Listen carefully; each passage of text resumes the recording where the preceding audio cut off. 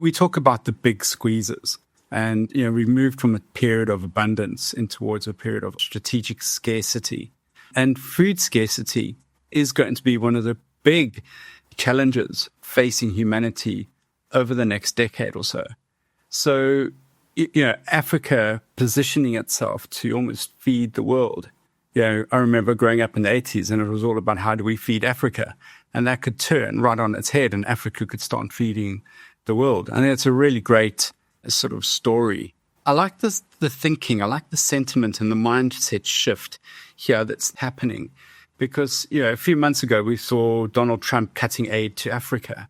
And it just shows you the resourcefulness of people in Africa and even, around the world who go, we can turn this into an advantage. I like that. And that's all really, what we talk about, these grey elephants, is about looking at them and saying, well, how do we create the future? Rather than just sit here and be a passive bystander as the future happens around us.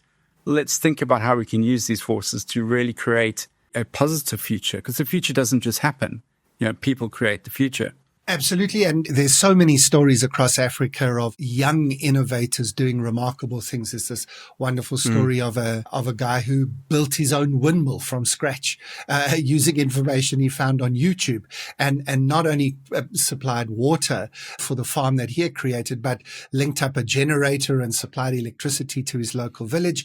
If we see Africa not as this continent, this dark continent of desperation, but rather a continent of young innovators who are just desperate for that little break, a little bit of financing, a little bit of support, the small little access to a market. Who knows where we could see Africa going over the next years and decades.